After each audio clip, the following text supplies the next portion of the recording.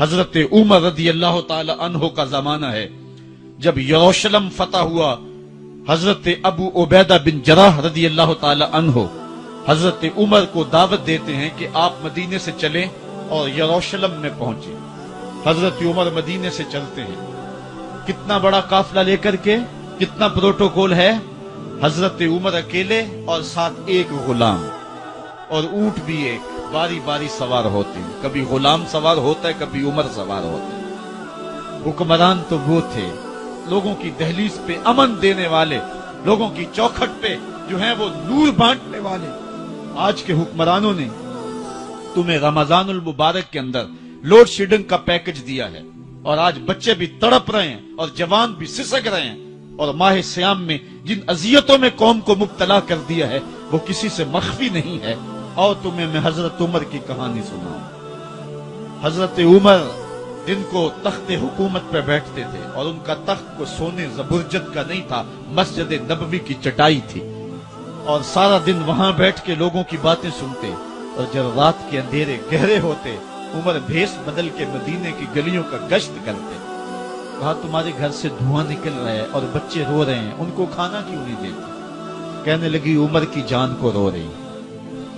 عمر کے پاؤں تلے سے زمین نکل گئی۔ کہا کیا ہوا؟ کہا 3 دن سے ہمارے ہاں کھانے کے لیے کچھ نہیں ہے، روزانہ بچے روتے ہیں، اور میں ہنڈیا کے اندر پتھر ڈال کر کے نیچے سے آگ ڈالتی رہتی ہوں کہ بچے انتظار کر کر کے سو جائیں گے، کم وقت سو بھی نہیں رہے، اور وہ پتھر پکیں گے بھی کیا، اور میں عمر کی جان کو رو رہی ہوں۔ حضرت عمر کا کلیجہ دہلنے لگا، فوراً پلٹے، واپس بیت المال میں آئے، گھی کا ایک کنستر لیا، آٹے کی بوری لی، مرچ مسالہ جات بہت کچھ اٹھایا، اپنے کندھے پہ رکھا، بوری اپنی کمر پہ لا دی۔ عمر بیت المال سے نکلے تو آپ کے خادم اسلم نے دیکھ لیا، آگے بڑھا، کہا میرے آقا میں اٹھاتا ہوں۔ عمر کی آنکھوں میں آنسو ہے۔ کہا اسلم قیامت کے دن میرا بوجھ اٹھا لو گے؟ کہا قیامت کے دن تو اپنا اپنا بوجھ اٹھانا پڑے گا۔ کہا عمر کو آج اپنا ہی اٹھانے دو۔ حضرت عمر وہ گھی کا کنستر اور وہ آٹے کی بوری سر پہ اٹھائے ہیں، اور اس خاتون کے گھر جاتے ہیں اور دستک دیتے ہیں۔ وہ جب دیکھتی ہے اس کی جان میں جان آ جاتی ہے۔ کہا جلدی جلدی آٹا گوندو، اور عمر سبزی کاٹنے لگ جاتے ہیں۔ حضرت عمر رضی اللہ تعالی عنہ سبزی تیار کر دیتے، ادھر آٹا گند جاتا ہے، اور پھر اوپر چولہا رکھا جاتا ہے، چولہے کے اندر آگ رکھی جاتی ہے، وہ کھانا پکانے لگتی ہے، آگ بجھتی ہے۔ تاریخ نے لکھا ہے آگ بجھنے لگتی ہے، عمر جھک کر کے پھونکے مارتا ہے، عمر جھک جھک کے پھونکے مارتا ہے۔ کھانا پک گیا اور بچوں کے سامنے کھانا رکھ دیا، بچے کھا رہے ہیں۔ اب بچے رو رو کے نڈال ہو چکے تھے۔ حضرت عمر اپنے ہاتھوں کو اور اپنے گھٹنوں کو اور اپنے پاؤں کو زمین پہ لگا کے، جس طرح بکری کا بچہ چلتا ہے ویڑے کے اندر، کبھی ادھر چلتے ہیں کبھی ادھر چلتے ہیں، تاکہ بچے مجھے دیکھ کے خوش ہوں، اور دل میں کہتے عمر جتنا رلایا ہے اب اتنا ہنسانا بھی پڑے گا۔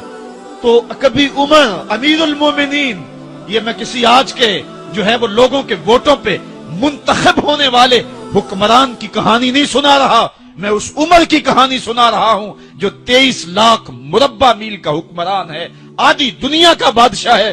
حضرت عمر جو ہے جس طرح بکری کا بچہ چلتا ہے، اس طرح اپنے ہاتھ اور اپنے گھٹنے زمین پہ ٹیک کر کے جو ہے وہ اس طرح چلتے ہیں۔ بچے عمر کو دیکھ کے مسکراتے ہیں۔ جب بچے مسکرانے لگے تو حضرت عمر نے اس خاتون سے کہا بڑھیا عمر کو معاف کر دے۔ اس نے کہا تو اتنی ہمدردی کیوں کرتا ہے؟ کہا عمر بیچارہ بڑا پھنسا ہوا ہے، فکر ہے اس کو یرموک و فسطاط و حلوان کی، جب فتح ہے مصر تو تیاری ہے ایران کی، آتے جاتے وفد سے ملاقات بھی کرتا ہوگا، آتے جاتے وفد سے ملاقات بھی کرتا ہوگا، اور شب کو معلوم حالات بھی کرتا ہوگا، کانٹوں میں الجھی ہوئی بیچارے کی جان ہے، نیند اس کو بھی آتی ہے، آخر وہ انسان ہے، میری بہن عمر کو معاف کر دے۔ اس نے کہا نانا عمر کی بات میرے سامنے نہ کر، قیامت کا دن ہوگا، عمر کا گریبان ہوگا اور میرا ہاتھ ہوگا۔ جب اس نے یہ بات کہی تو عمر برداشت نہ کر سکے، بچوں کی طرح بلک بلک کے رونے لگے۔ کہا وہ بد نصیب عمر تیرے سامنے ہے، آج ہی کہلا جو کہنا ہے، قیامت کے دن مجھے معاف رکھنا۔ اس نے کہا تو عمر ہے؟ کہا بد نصیب عمر تیرے سامنے کھڑا ہوں۔ میرے عمر کہتے ہیں اگر دجلہ کے کنارے ایک بکری کا بچہ بھی پیاسا مر گیا اس کا حساب بھی عمر سے لیا جائے گا۔ اللہ اکبر۔ میں اس حضرت عمر کی کہانی سنانے لگا تھا۔ حضرت عمر نکلے یروشلم میں، ایک اونٹ ہے، ایک غلام ہے، کبھی وہ سوار ہوتا ہے، کبھی آپ باری مقرر کی ہے۔ جب قریب پہنچے یروشلم کے تو عمر کی باری نکیل پکڑنے اور غلام کی باری اوپر سوار ہونے کی آ گئی۔ غلام نے کہا آقا میں مرضی سے اپنی باری چھوڑتا ہوں، آپ آ جائیں، دشمنوں کے مفتوحہ علاقے میں آ رہے ہیں، تازہ تازہ علاقہ فتح ہوا ہے، اسلام کی شان و شوکت ظاہر ہو۔ عمر نے کہا اسلام کی شان و شوکت ایسے ظاہر نہیں ہوتی ہے، اپنی باری پہ تم بیٹھو گے، اپنی باری پہ میں بیٹھوں گا۔ لوگ منتظر کھڑے ہیں، دور سے جب دیکھا کہا اس کی ہیبت سے کانپتے تھے ہم، یہ تو کوئی حبشی لگتا ہے، رنگ کالا ہے، ہونٹ موٹے ہیں، اس سے تو زیادہ حسین اس کا غلام ہے جو آگے آگے چل رہا ہے۔ حضرت ابو عبیدہ نے کہا دھوکہ کھا رہے ہو، ہمارا آقا وہ نہیں ہے جو اونٹنی کے اوپر سوار ہے، ہمارا آقا وہ ہے جو لگام تھامے آگے آگے چل رہا ہے۔ حضرت عمر رضی اللہ تعالیٰ عنہ کو آگے بڑھ کے جابیہ کے مقام پہ حضرت ابو عبیدہ بن جراح نے استقبال کیا تو حضرت عمر آگے بڑھے اور انہوں نے آگے بڑھ کر کے حضرت ابو عبیدہ کے دونوں کندھوں پہ ہاتھ رکھا اور سنو حضرت عمر نے کیا کہا، کہا لا الہ الا اللہ انا کنا اذل قوم فاعزنا اللہ بالاسلام۔ کہا کہ لا الہ الا اللہ، اے ابو عبیدہ بن جراح ہم ایک ذلیل قوم تھے اور اللہ نے ہمیں اسلام کی وجہ سے عزت عطا کی ہے۔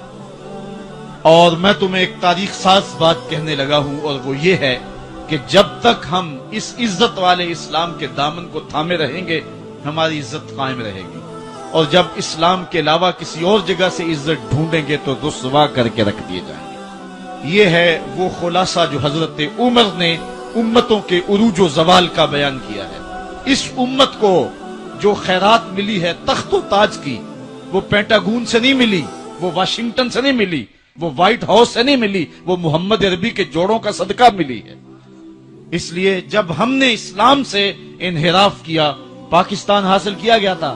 پاکستان کا مطلب کیا؟ لا الہ الا اللہ۔ ہم نے اس نعرے کو چھوڑ دیا ہوا ہے، ہم نے انحراف کر دیا ہے۔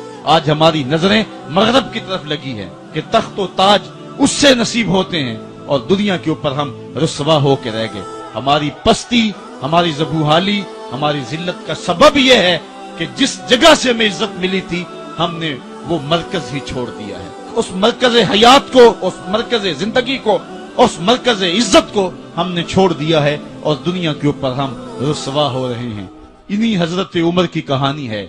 وادی تہامہ سے گزر رہے تھے کہ بچوں کی طرح بلک بلک کے رونے لگے۔ کہا عمر جوان آدمی ہو اور بچوں کی طرح بلک کے رو رہے ہو؟ کہا تم نہیں جانتے، مجھے بچپن کی کہانی یاد آ گئی۔ کہا کیا کہانی ہے؟ کہا یہی عرض تہامہ تھی، میرے باپ خطاب نے مجھے 5 اونٹ دیے تھے، کہا انہیں لائن میں کھڑا کرو سیدھا۔ میں آگے والا سیدھا کرتا تھا، پیچھے والا ٹیڑھا ہو جاتا، پیچھے والا سیدھا کرتا، آگے والا ٹیڑھا ہو جاتا۔ میرے باپ خطاب نے مجھے بڑا مارا۔ کہا ایک عرب کے بیٹے ہو کہ تم سے 5 اونٹ لائن میں کھڑے نہیں ہوتے؟ کہا ایک زمانہ عمر پہ وہ تھا کہ اس سے 5 اونٹ لائن میں کھڑے نہیں ہوتے تھے، اور آج شرق سے لے کر غرب تک 23 لاکھ مربع میل کی حکمرانی اور انسان بھی لائن میں کھڑے ہیں۔ یہ محمد عربی کے جوڑوں کا صدقہ نہیں ہے تو اور کیا ہے؟ عمر سے تو 5 اونٹ لائن میں کھڑے نہیں ہوتے تھے۔ تو یہ عزتیں، یہ تخت و تاج، یہ حکومتیں ہمیں حضور کی دہلیز سے ملی۔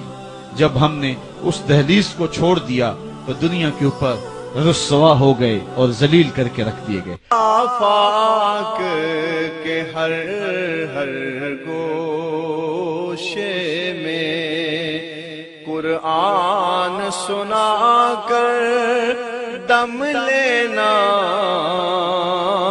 اب رکنا نہیں، اب تھمنا نہیں، فردوس میں جا کر دم لینا۔